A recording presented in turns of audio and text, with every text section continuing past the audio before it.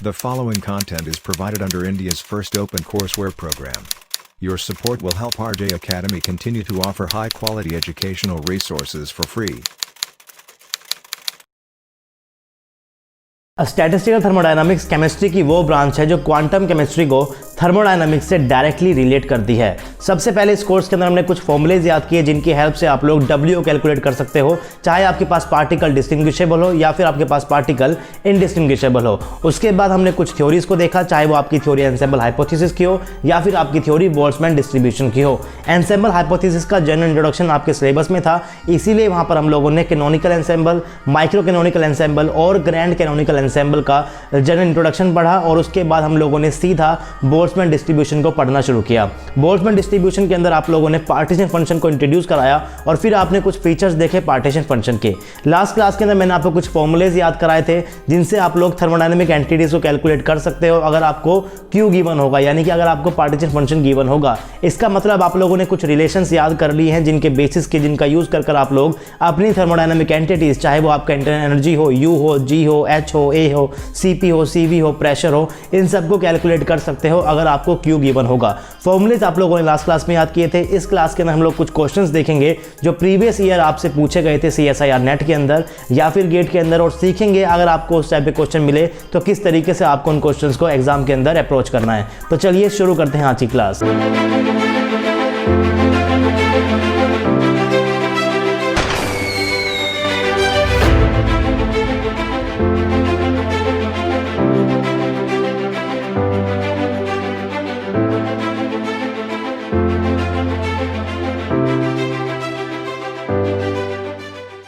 Hey guys, this is RJ and welcome to RJ Academy. So this is lecture number 6 of Statistical Thermodynamics.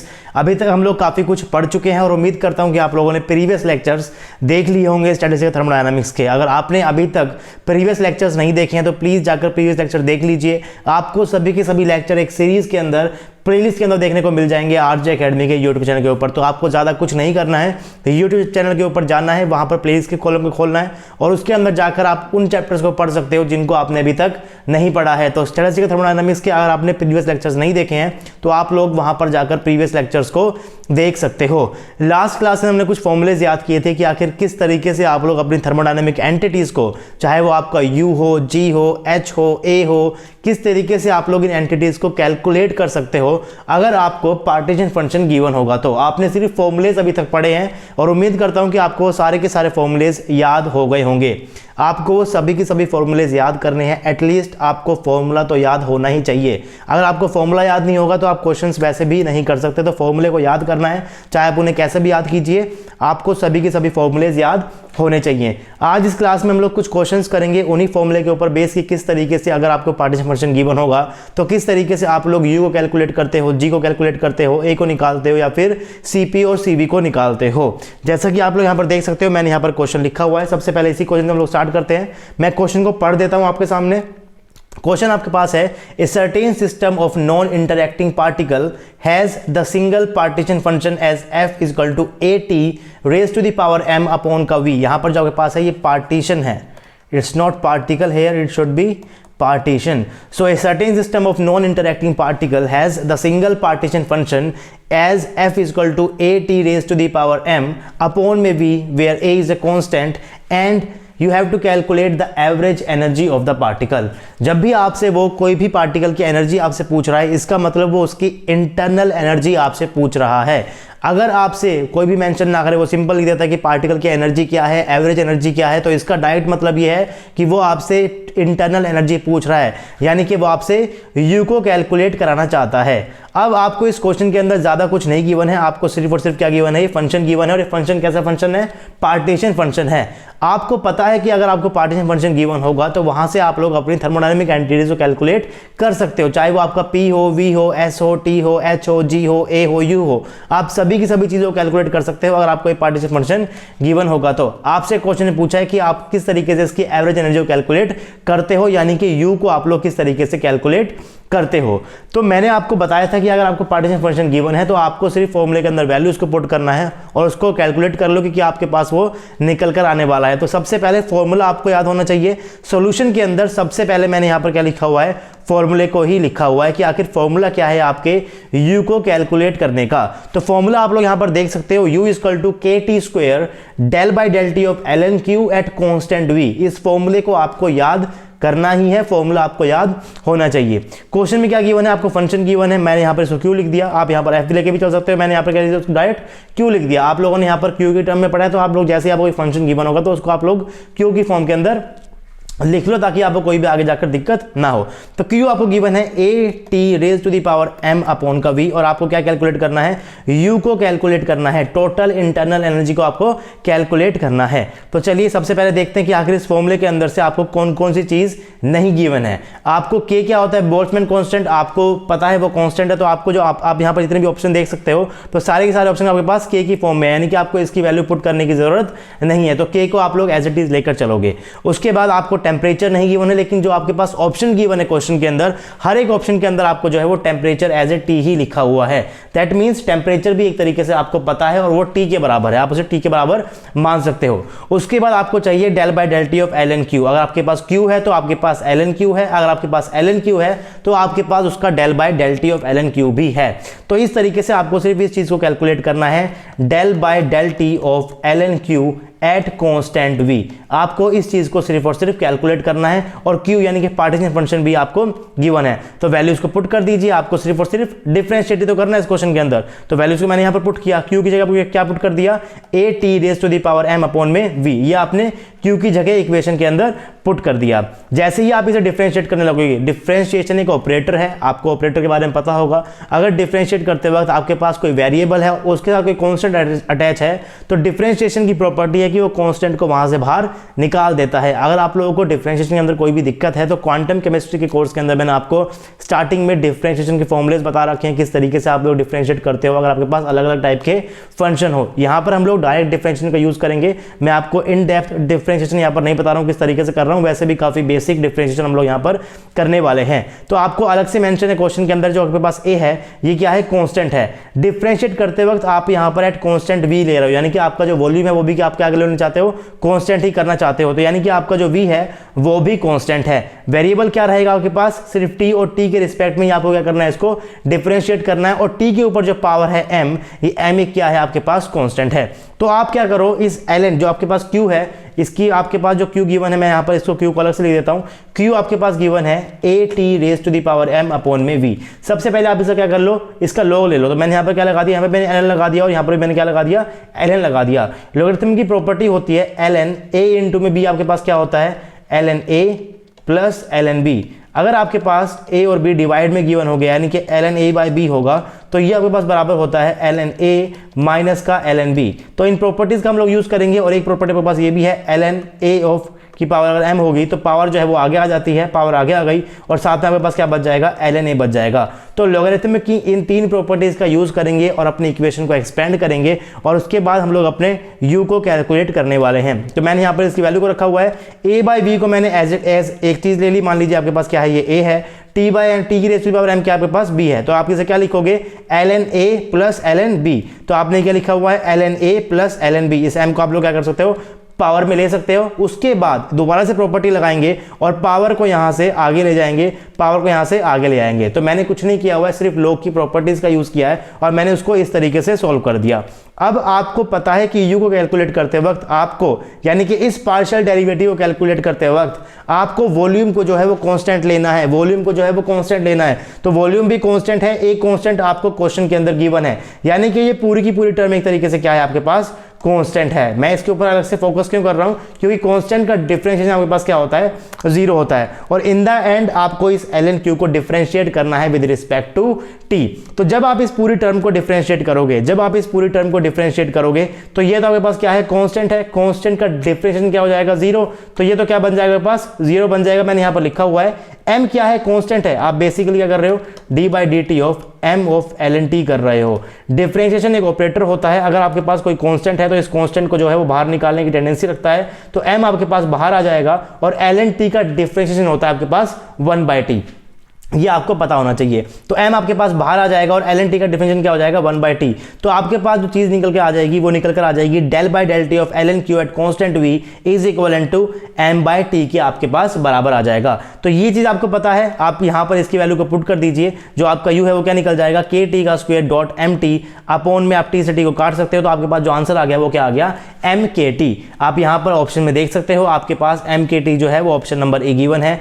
4 marks का question आया था 2011 के अंदर, first time इस तरह question frame हुआ था CSIR नेट वालों की तरफ से। इससे पहले इस टाइप का क्वेश्चन ना तो गेट के अंदर पूछा गया था, ना ही आपके पास प्रीवियस ईयर CSIR नेट के अंदर पूछा गया था। फर्स्ट टाइम इंट्रोड्यूस किया था और फर्स्ट टाइम आपसे यहाँ पर क्यू को आप एज ए आपको कोई पार्टीशन फंक्शन गिवन था एज t⁻m। अब ये एक अच्छा क्वेश्चन फ्रेम हुआ था, इसका बाद में दोबारा से यूज हुआ है, 2012 के अंदर भी पूछा गया है, गेट के अंदर भी इसके बाद ये क्वेश्चन आपसे पूछा गया है। फॉर एग्जांपल अगर मैं एक क्वेश्चन लेता हूं गेट का, तो गेट के अंदर जो आपके पास क्वेश्चन आया था वो ये क्वेश्चन जो है, ये क्वेश्चन आपके पास गेट का गिवन है। ये क्वेश्चन आपके पास कहां पर आया था, गेट के अंदर आया था। क्वेश्चन क्या था, the molecular partition function of the system is given by Q. आपके पास पार्टीशन फंक्शन गिवन है इन टर्म्स ऑफ टी।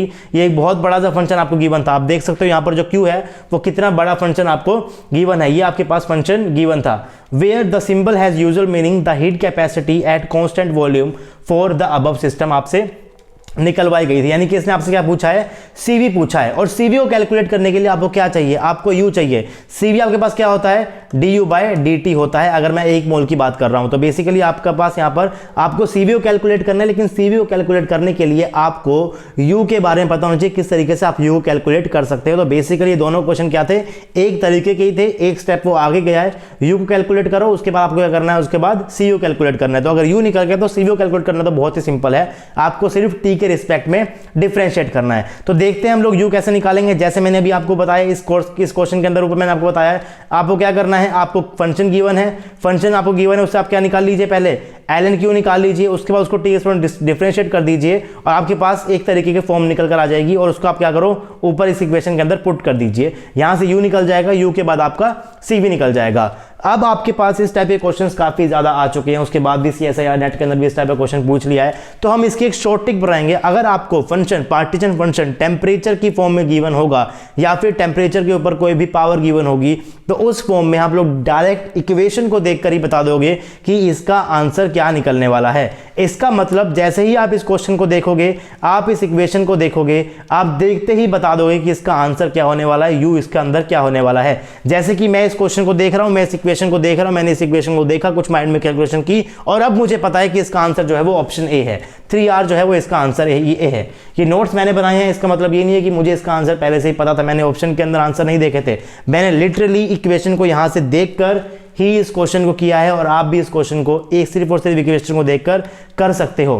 कैसे करना है ये मैं आपको अभी सिखा देता हूं। आपको एक छोटी सी ट्रिक याद रखनी है। अगर आपको पार्टीशन फंक्शन गिवन होगा कोई भी कांस्टेंट इनटू में t⁻n, जैसे कि आप मैंने यहाँ पर इस फंक्शन को देखो, आप लोग जो फंक्शन गेट के क्वेश्चन के अंदर आपके पास आया था, इसके अंदर k क्या है, कांस्टेंट है, टेम्परेचर का फंक्शन है, h क्या है, कांस्टेंट है, c क्या है, कांस्टेंट है, राइट। इसकी पावर क्या है 3/2। उसके बाद 8 भी कांस्टेंट है, पाई भी कांस्टेंट है, k भी कांस्टेंट है, h² भी क्या है, कांस्टेंट है। तो बेसिकली एक आपके पास कुछ ऐसी फॉर्म बन गई कि कोई कांस्टेंट आपके पास है और साथ में क्या है, t के ऊपर कोई पावर है। यानी कि जब भी आपको पार्टीशन फंक्शन गिवन होगा किसी कांस्टेंट और t की पावर के साथ, तो सिर्फ इक्वेशन को देखते ही आप लोग थर्मोडायनेमिक एंटिटीज को कैलकुलेट करना सीख जाओगे। कैसे करना है वो आप फटाफट से यहां पर देख लो। अगर आपको कोई भी पार्टीशन फंक्शन गिवन होगा किसी भी कांस्टेंट इनटू में temperature raise to the power any power, जब भी आप इसका log लोगे तो ऑब्वियसली आप इसकी प्रॉपर्टीज यूज करके क्या लिखोगे, इसको ln m plus n power जो है वो आगे आ जाती है n ln t। जब आप इसको डिफरेंशिएट करोगे, क्योंकि आपको डिफरेंशिएट करना है, u को कैलकुलेट करने के लिए आपको क्या करना पड़ेगा, डिफरेंशिएट करना ही पड़ेगा। जैसे ही आप इसको डिफरेंशिएट करोगे तो एक कांस्टेंट तो डिफरेंशिएट क्या बन जाएगा, आपके पास 0 बन जाएगा। अब ये कांस्टेंट आपके पास चाहे कुछ भी हो, जब भी डिफरेंशिएट होगा तो 0 ही बन जाएगा। तो आपके पास यहाँ पर क्या बचेगा, पावर आप लोग क्या करते हो एज इट इज लिखोगे, और ln t का डिफरेंशिएशन क्या होता है, आपके पास 1/t होता है। यानी कि जब भी आपको कोई पार्टीशन फंक्शन गिवन होगा कांस्टेंट इनटू में temperature raise to the power anything, तो आपके पास जो del by del t of ln q by del t निकल के आता है, वो क्या निकल के आता है, जो पावर आपको गिवन है वो पावर आपको न्यूमरेटर में लिखनी है डिवाइडेड बाय t। इस चीज को आप लोग याद रख लो। अगर आपका पार्टीशन फंक्शन गिवन है, कोई कांस्टेंट आपके सामने है और उसके साथ मल्टीप्लाई हो रखा है T raise to the power anything, तो जो अगर आप इसको डिफरेंशिएट करोगे टी के रिस्पेक्ट में, इसके लोग को डिफरेंशिएट करोगे टी के रिस्पेक्ट में, तो आपके पास जो रिजल्ट निकल कर आने वाला है वो निकल कर आना है जो पावर आपको गिवन है डिवाइडेड बाय टी। बस फॉर एन एग्जांपल मैं इसी क्वेश्चन को देखता हूं जो प्रीवियस मैंने यहां पर लिखा हुआ था गेट का, इसी क्वेश्चन को मैं यहां पर अगर आपको बताऊं तो मैंने इस क्वेश्चन को किस तरीके से किया था। आप यहां पर देख सकते हो इक्वेशन आपके सामने है, ये आपके पास कांस्टेंट है, ये भी कांस्टेंट है, इसको भी हटा दो, ये भी कांस्टेंट है, इसको भी हटा दो, ये भी कांस्टेंट है, इसको मैंने हटा दिया, ये भी कांस्टेंट है, इसको मैंने हटा दिया। अगर मैं देखूं यहां पे टी की पावर क्या बनेगी, तो टी की पावर क्या हो गई 3/2 यहां पर है, इनटू में टी की पावर 3/2 आपके पास ये रही, टी की पावर 3/2 यहां पर है और टी की पावर 3/2 यहां पर है, तो इन टोटल ये बन जाएगा T raise to the power 3।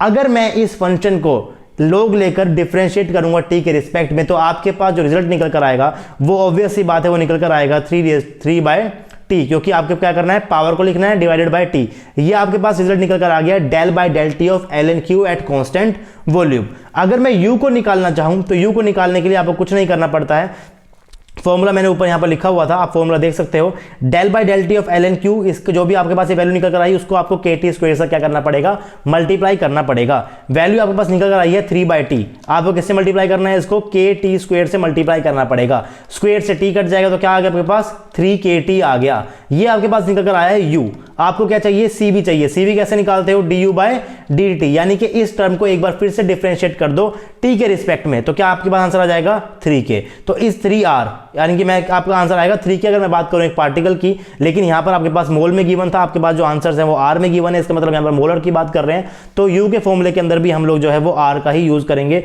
तो आपका जो u का फॉर्मूला जो आप यहां पर अप्लाई करोगे वो अप्लाई करोगे u equal to R T square del by del T of L N Q at constant volume, ये आपके पास फॉर्मूला है। और del by del T at L N Q at constant V को निकालने की डायरेक्ट ट्रिक है, अगर आपके पास पार्टीशन फंक्शन गिवन होगा किसी भी कांस्टेंट इनटू में temperature raise to the power anything, और पार्टीशन फंक्शन जनरली टेम्परेचर का ही फंक्शन होता है, तो आपको इस तरीके की इक्वेशन हमेशा गिवन होगी अगर इस टाइप के क्वेश्चंस आपके पास एग्जाम में आएंगे तो डायरेक्टली आप इस तरह के क्वेश्चंस को कर सकते हो। लेकिन ये ट्रिक आपको तभी लगानी है जब आपका पार्टीशन फंक्शन इस फॉर्म के अंदर आपके पास गिवन होगा, क्यू आपका फंक्शन होगा टी का और M T raise to the power N, यानी कि इसी फॉर्म का फंक्शन आपको गिवन होना चाहिए, कोई कांस्टेंट हो सामने, उसके बाद टेम्परेचर, उसके ऊपर कोई पावर हो। अगर इस टाइप का कोई भी आपके पास फंक्शन गिवन होगा तो आप directly del of L N Q by del T को लिख सकते हो, जो पावर आपको गिवन होगी इस पावर को लिखिए सबसे पहले और डिवाइडेड बाय टी कर दीजिए, ये आपके पास निकल कर आ जाएगा del by del T of L N Q. इसको आप लोग के टी स्क्वायर से मल्टीप्लाई कीजिए, आपका यू निकल जाएगा,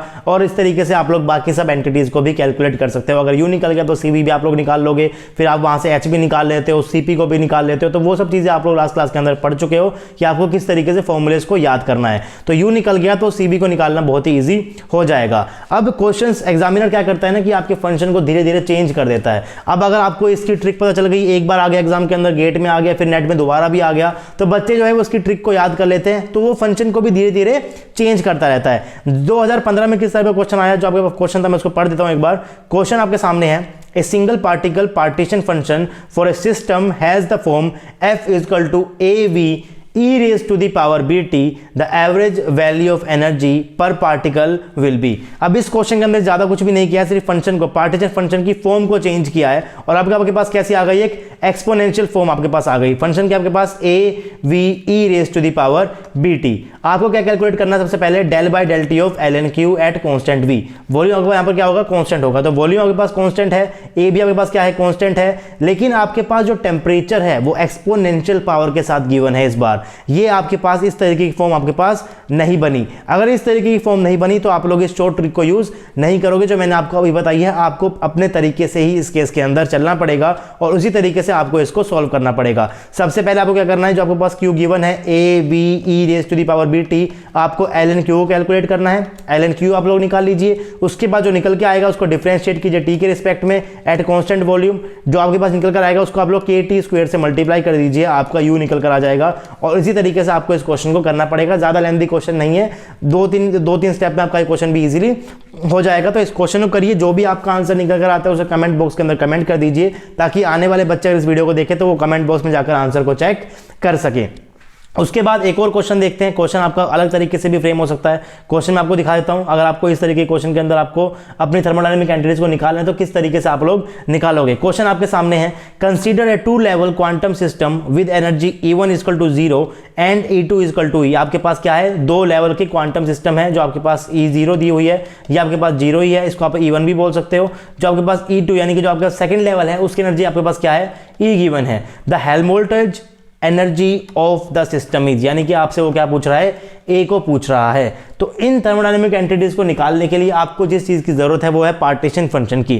तो पार्टीशन फंक्शन आपको एज सच डायरेक्टली नहीं गिवन है, लेकिन आपको पार्टीशन फंक्शन निकालना आता है अगर आपको एनर्जी लेवल डायग्राम्स गिवन होंगे। तो कैसे निकालोगे आप लोग, from the definition of partition function. आपको पता है कि डेफिनेशन पार्टीशन फंक्शन क्या होता है आपके पास, summation of G I E raise to the power minus E I upon में के टी। ये आपको डेफिनेशन से पता है कि आपका पार्टीशन फंक्शन जो है वो क्या होता है। और आपको क्वेश्चन में गिवन है 2 एनर्जी लेवल, इसकी एनर्जी क्या आपके पास 0 है और इसकी एनर्जी आपके पास क्या है, ई है। तो आप इस फॉर्मूले का यूज कीजिए, वहां से पार्टीशन फंक्शन को लिखिए, उसके बाद आप लोग उसके फॉर्मूले को यूज कीजिए, ए के फॉर्मूले को यूज कीजिए और वहां से आप लोग इस ए को भी इजीली कैलकुलेट कर सकते हो। तो इसको भी आप लोग कर देखिए कैसे आप लोग इसे कर दोगे। मैं पार्टीशन फंक्शन तक यहाँ पर निकलवा देता हूँ। अगर मैं आपको बात करूँ कैसे निकालोगे, तो 2 आपके पास एनर्जी लेवल दिए हुए हैं। आपके पास जो E1 है वो 0 है, जो आपके पास E2 है वो आपके पास क्या है, E है। मैं Q को लिखना चाहूँ तो कैसे लिखूंगा मैं, summation of G I E raise to the power E I upon में के टी। मैं इसको अगर एक्सपेंड करूँ तो कैसे करूंगा, यहाँ पे मैं इसको एक्सपेंड कर रहा हूँ। Q इक्वल टू क्या हो जाएगा,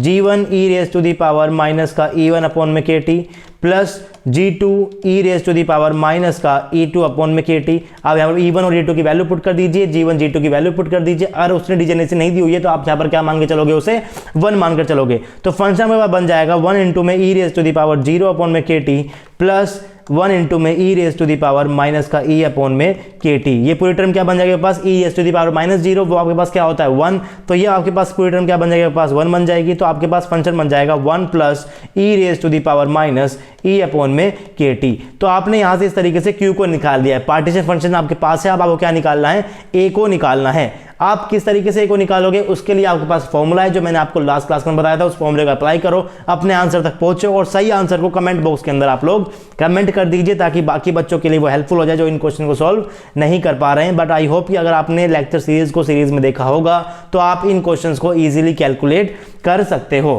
तो आपने बोल्ट्जमैन डिस्ट्रीब्यूशन थ्योरी के अंदर आप लोगों ने पार्टीशन फंक्शन को पढ़ लिया, आपने देख लिया किस तरीके से आप लोग Q को डिटरमाइन करते हो, उसकी डेफिनेशन आपने देख ली, उसके फीचर्स आप लोगों ने देख लिए।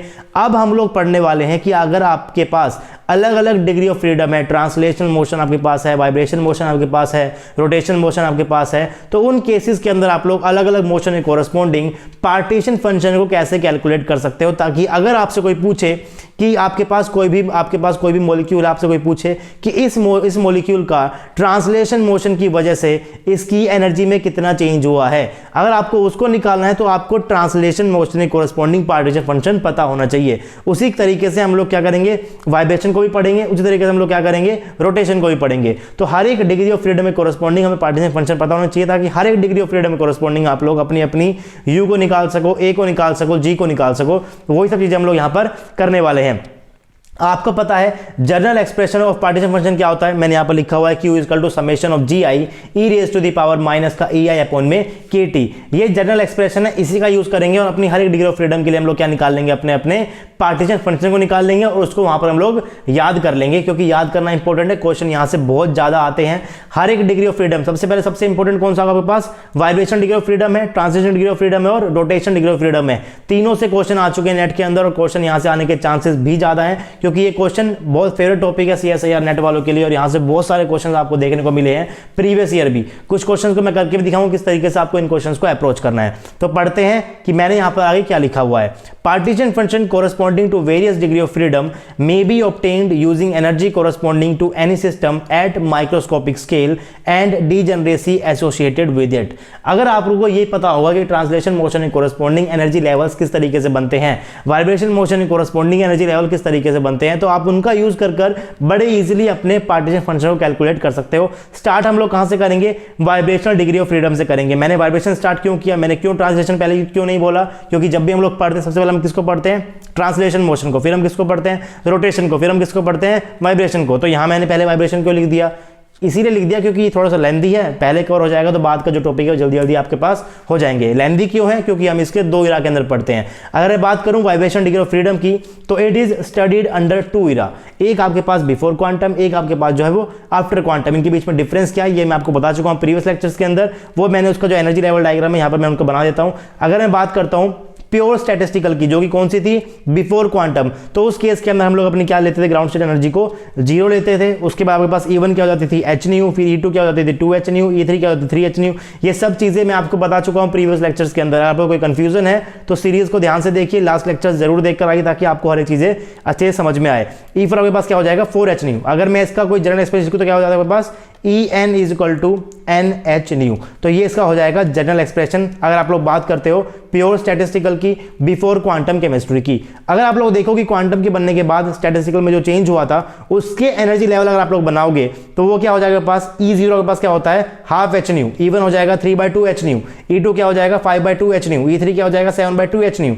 अगर मैं इसका जनरल एक्सप्रेशन बनाऊं तो आपके पास बनेगा En is equal to n plus 1/2 into में h न्यू। तो ये आपके पास जनरल एक्सप्रेशन होता है। जो मैंने उधर लिखा हुआ राइट हैंड साइड में वो जनरल एक्सप्रेशन होता है आपके पास आफ्टर क्वांटम वाला, और जो ये लिखा हुआ है En is equal to NH nu, ये आपके पास होता है बिफोर क्वांटम यानी कि प्योर स्टैटिस्टिकल वाला। तो दोनों को ही यूज करके अपने अपने पार्टीशन फंक्शन को निकालेंगे और उसके बाद देखेंगे कि किस तरीके से आप लोग अपनी थर्मोडायनामिक एंटिटीज को वहां पर कैलकुलेट कर सकते हो। तो सबसे पहले हम लोग डिटरमाइन करते हैं अपने पार्टीशन फंक्शन को, वाइब्रेशन पार्टीशन फंक्शन को, अगर आप लोग प्योर स्टैटिस्टिकल अप्रोच को फॉलो कर रहे हो, यानी कि determination of Q vibration with pure statistical approach where E0 equal to 0 is taken into में अकाउंट, यानी कि ग्राउंड एनर्जी को आपको क्या लेना है? 0 लेना है। तो आपने अभी भी देखा एनर्जी लेवल डायग्राम से आपको वहां पता चल गया होगा कि जो जनरल एक्सप्रेशन था एनर्जी का वो आपके पास क्या था? En equal to NH nu. इसका मतलब E0 0h new, E1 1h new, E2 2h new.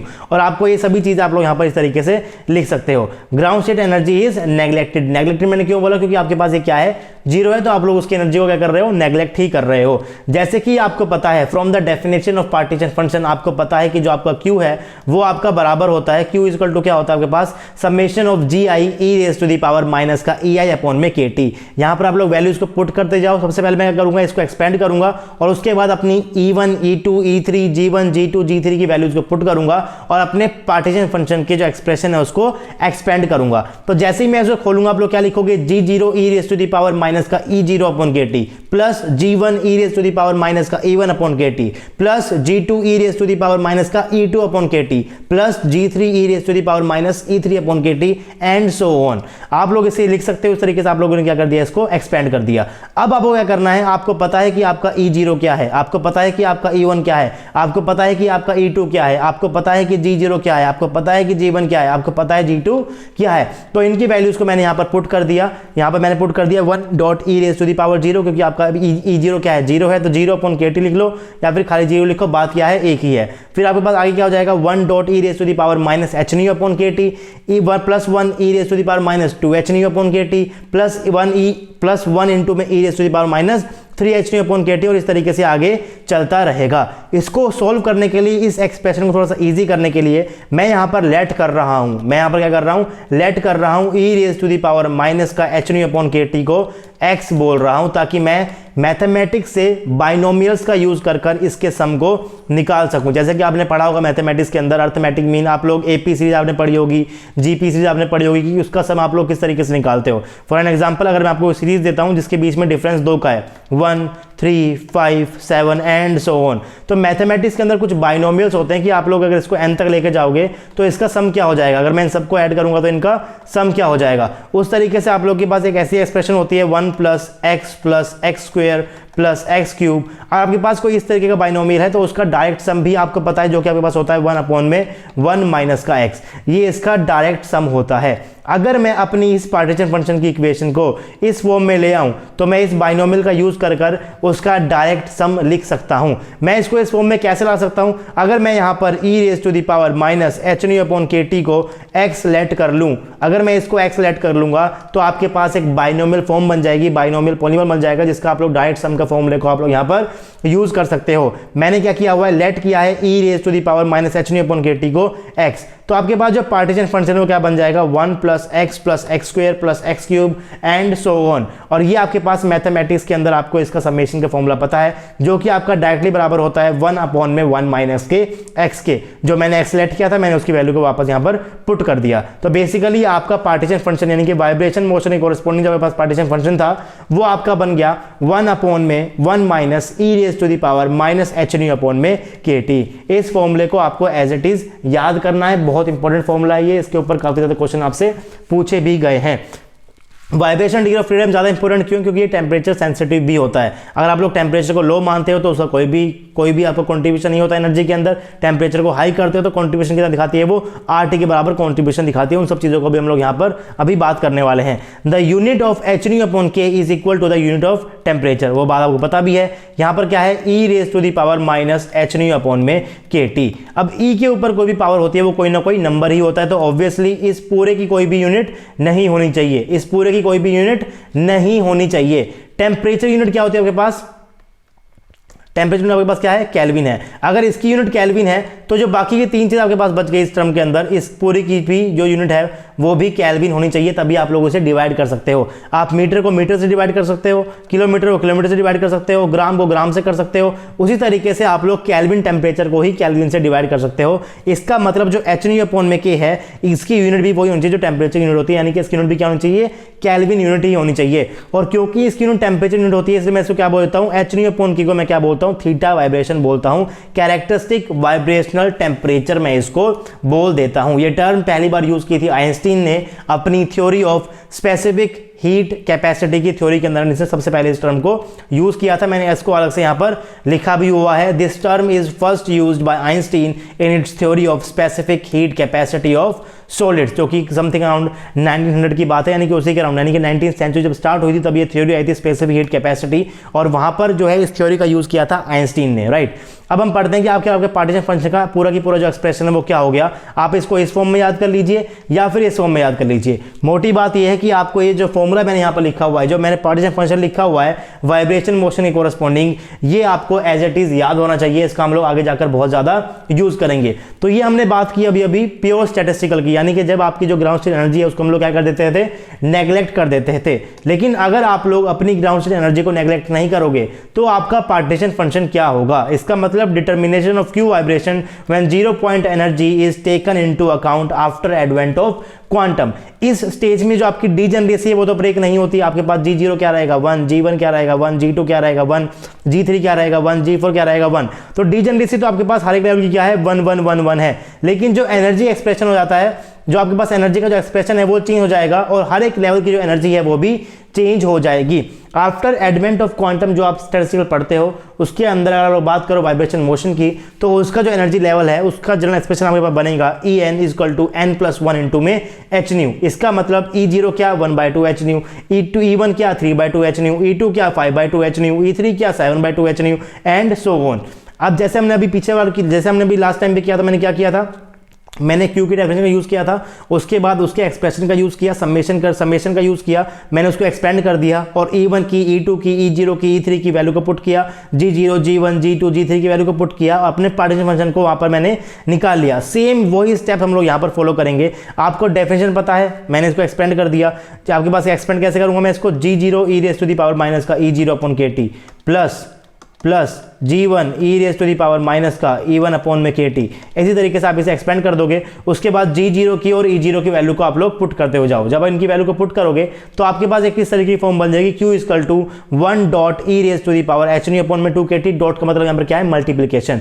Plus 1 × में e⁻3hν/2kT प्लस 1 e⁻5hν/2kT। तो इस तरह की फॉर्म आपके पास बन जाएगी। अब यहां पर अगर आप लोग e⁻hν/2kT को e⁻hν/2kT को कॉमन निकाल दोगे तो आपके पास जो अंदर टर्म बचेगी वो मैं यहां पर आपको दिखा देता हूं। मान लीजिए कि आपने e⁻⁻hν को कॉमन ले लिया, तो ये फर्स्ट टर्म आपके पास क्या है? वही है, इनटू में क्या है? 1। तो यहां पर क्या बचेगा आपके पास? सिर्फ और सिर्फ 1 बचेगा। प्लस यहां पर मैंने क्या किया है? e⁻hν/2kT को मैंने क्या कर लिया है? इसको मैंने एक्सपोनेंशियल से मैंने क्या कर रखा है? कॉमन ले रखा है। तो आपके पास यहां पर क्या बच जाएगा? e⁻⁻ का माइनस का hν न्यू अपॉन में के टी बन जाएगा। जैसे ही इस तरीके आप लोग इसको कॉमन लोगे तो आपके पास अंदर जो इस तरीके की टर्म आपके पास बन जाएगी। कॉमन लेना कुछ ज़्यादा मैथमेटिक्स नहीं है, सिर्फ मैंने इसको इजीली कॉमन लिया है। डेरिवेशन आपको करा रहा हूँ पार्टीशन फंक्शन का, डेरिवेशन आपको याद वैसे भी करना है नहीं। जैसे ही आप इसको कॉमन लोगे तो अंदर आपके पास जो टर्म बनकर आएगी ये सेम एग्जैक्ट वही चीज़ बन जाएगी जो आपने अभी अभी बिफोर क्वांटम के टाइम पे पढ़ी थी। और इसका सोल्यूशन आपको डायरेक्ट पता है क्या होता है, 1 अपॉन में 1 minus E raise to the power minus H nu upon में के टी, ये आपको पता है। ये चीज़ बाहर आपने कॉमन ली हुई थी, तो आपका जो पार्टीशन फंक्शन है उसका एक्सप्रेशन आपके सामने निकल कर आ गया।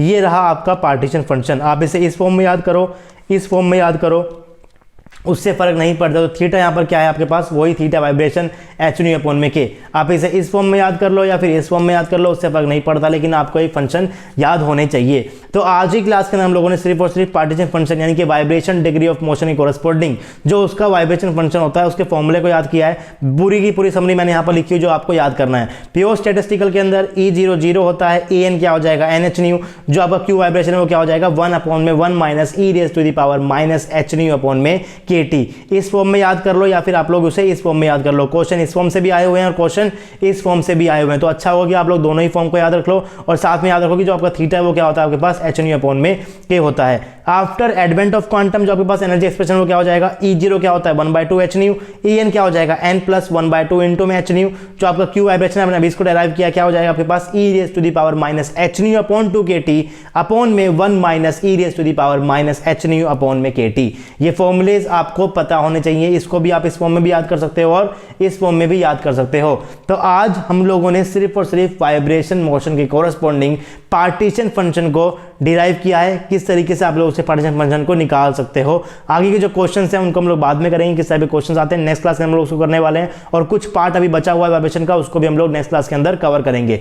जो हमने वाइब्रेशन के लिए किया है सेम हम लोग वो किसके लिए करेंगे, ट्रांसलेशन मोशन के लिए करेंगे, सेम हम लोग किसके लिए करेंगे, रोटेशन मोशन के लिए करेंगे। वहां पर हम लोग कुछ देखने वाले हैं पैरा हाइड्रोजन के बारे में भी और आपका अल्फा हाइड्रोजन के पैरा और ऑर्थो हाइड्रोजन के बारे में हम लोग वहां पर पढ़ेंगे। और लास्ट आपका जो बच जाएगा वो बच जाएगा काइनेटिक थ्योरी ऑफ गैसेस, वो आपका बच जाएगा, उसको हम लोग लास्ट में कवर करेंगे। तो कुछ ही आपके पास लेक्चर्स बचे हैं स्टैटिस्टिक्स थर्मोडायनामिक्स के, तो उम्मीद करता हूं कि आपको लेक्चर्स समझ में आ रहे होंगे। अगर आपको आज का लेक्चर अच्छा लगा तो प्लीज वीडियो को लाइक कर दीजिए। अगर आप लोगों ने अभी तक सब्सक्राइब नहीं किया हुआ तो चैनल को जरूर सब्सक्राइब कीजिए, साथ ही साथ बेल आइकन को जरूर प्रेस कीजिए ताकि आपके पास नोटिफिकेशंस पहुंच जाएं तब भी जब भी मैं कोई नया लेक्चर यहां पर अपलोड करूं। अगर आपको मेरा काम अच्छा लगता है तो आप आरजे एकेडमी को डोनेट भी कर सकते हैं, आप लोग हमें फोन पे कर सकते हैं, गूगल पे कर सकते हैं और पेटीएम कर सकते हैं। आपसे मिलेंगे नेक्स्ट क्लास में, तब तक के लिए पढ़ते रहिए, पढ़ाते रहिए और खुश रहिए। Thank you.